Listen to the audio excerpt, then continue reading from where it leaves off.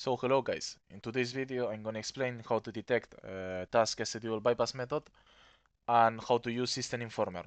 This is for the people who couldn't attend on yesterday webinar and or were a bit lost, and also for people who want just to learn a screenshot. You can use this video as knowledge. Okay. So first of all, I'm gonna talk about what the task schedule method is for. If you don't know, there is a folder on Windows called prefetch. Prefetch will load every .exe extension you opened on this on the computer. As you can see here, if now I open, for example, Opera GX, okay, if now I refresh here, it will appear, okay, it will load the .pf extension. This is like a file that registers you open at Opera. So now, if I go to here to task schedule, as you can see, I have no CMD opened like recently. But this task, example task, will, if I execute this, it will pop a CMD with admin perms. So now if I go here, I go execute, it pops a CMD, but it will not open it here. You know, it will not create a .pf file. So this is what task schedule is for. You can avoid the .pf extension create here. Also, if now I go to my desktop, let me one moment. I open MS Edge. No. I open what? What can I open? Journal trace. Okay, it pop up here, but also it will not appear here. Okay, it will not create a .pf extension. But if I open like this normally, okay, it creates a consent, and you can here just look for journal trace. But in normal cases, it will not appear nothing if you execute something with the task schedule CMD or just go with the task schedule. Okay, so now if this is explained, I'm gonna show you how to detect. If the if the task just still here, just open this. You can look here for task schedule.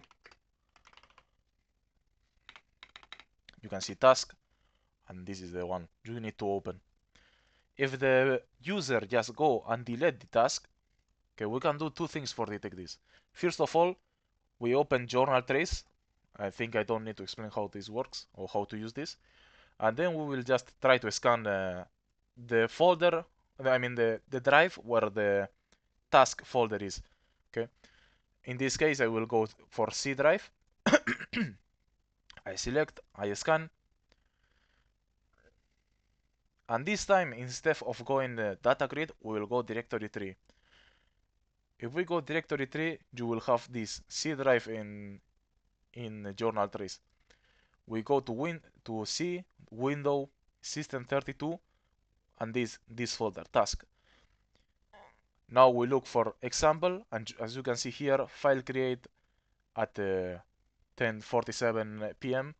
If we go to show file information, we can see here file delete close. Okay, just like a few seconds ago, 1 minute. This is the first method for detect this. Okay. Also, if we go to Registry Explorer, we execute like with admin perms, always with admin perms.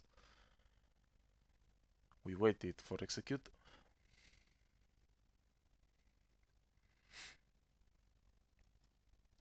Okay, and now we go to file. On file, we go to live system and then load software.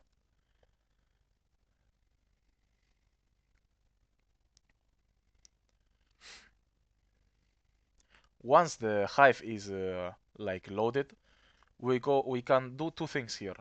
One, if the task is still on the computer, the user didn't delete the task, we can go to bookmarks, common, and down here we have task cache. We open this folder and we go to task. Okay. You have all the tasks who have been on the PC here. And here you can see I deleted one. This is example, you know. You can see here if I deleted one task or not. But also, if we go like this here, we can just filter for task name. I don't. If I look for example, it's here. You can see the version created on last start, last action. You can see everything here. And if it's deleted, you can just go here and look. For example, there is a deleted task example just right here. So this is the two methods you can use for detect task schedule. In my opinion, the easiest one. There is a few other methods, but I think it's useless if you have these two. So now, after this, I'm gonna explain how to use System Informer. Okay. As you can know, guys, the computer works with process and services. So System Informer will help us to, okay, no, this one not, to try to like dump some information from them. First of all, we need the System Informer program. You can download it from the official website, and we export the AMD 64 one. If you don't know how to install, you go to System Informer download. You go here, downloads, and we go to the Canary version. Okay, the other version, no, go Canary version. Here you can just choose on binaries, setup, whatever you prefer. I will go for binary. I open and then just extract AMD 64. No this and not this one. After this, we will open with administrator perms. And on normal cases, if the user is the first time who opened System Informer, it will not appear like this. Okay, will not ++ administrator. It will appear like this. Only System Informer administrator. So now, the first thing you need to do once you open System Informer is go options, then go enable kernel mode driver, and then go like this. And then just restart the app. If here name, if a program name is like System Informer, desktop, blah blah blah, ++ administrator, good. If it's only System Informer, desktop, blah blah blah, administrator, not good. Okay, this very good, other not good. So now here we have like a search bar where we can like just look for processes or services.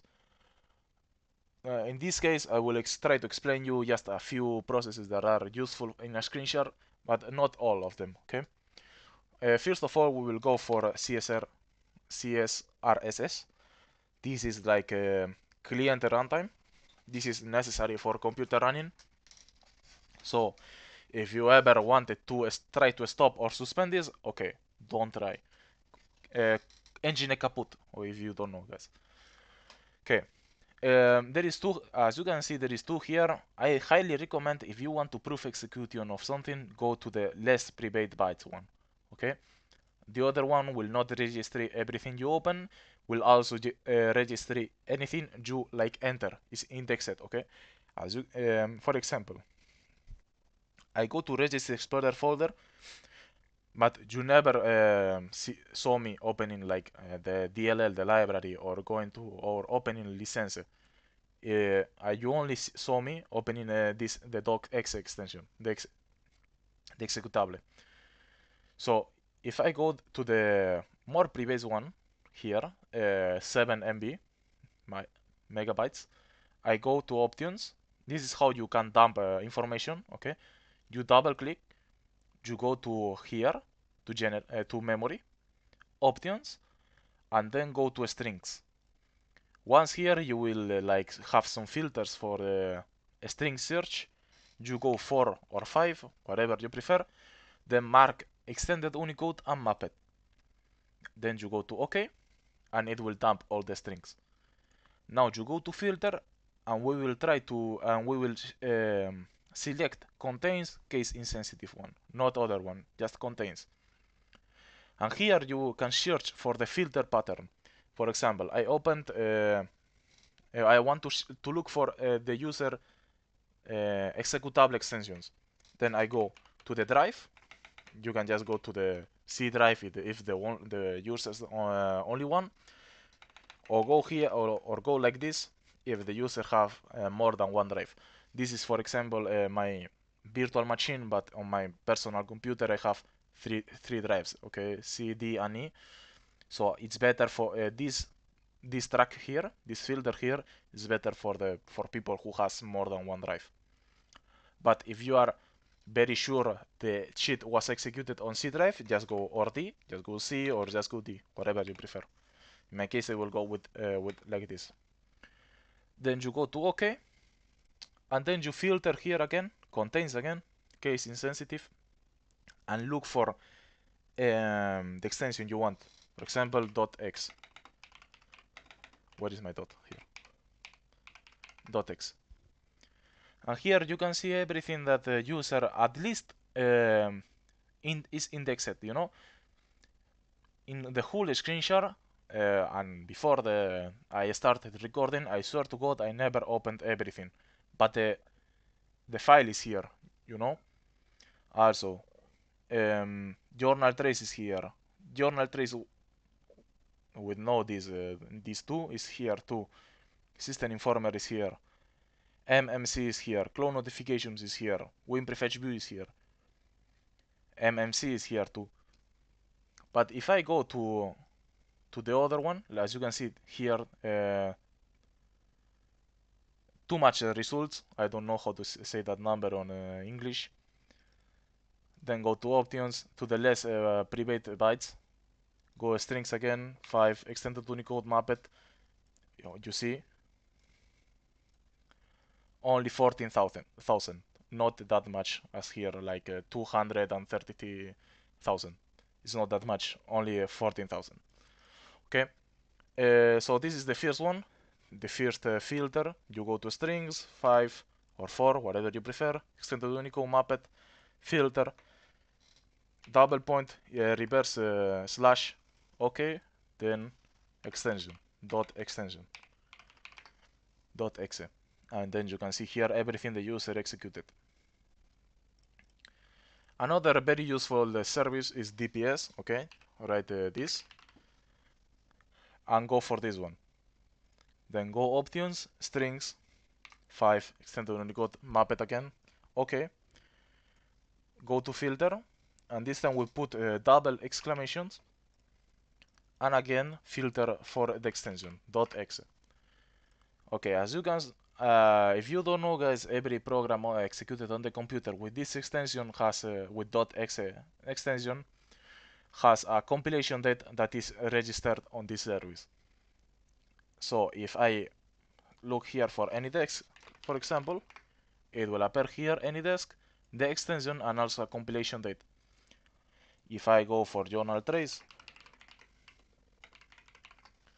you can see here double exclamation journal trace .exe. So this is very useful, like track, filter, track, whatever you want to call. Very useful for beginners. By the way, there is a lot of more filters I will leave on the description of this video. You can use on any screen share, but all the processes works or services works the same. You go to any. This time I will go to Explorer. You double click. You go to options, to memory options, strings. You hear string search, minimum length 5, standard Unicode, mapped, okay.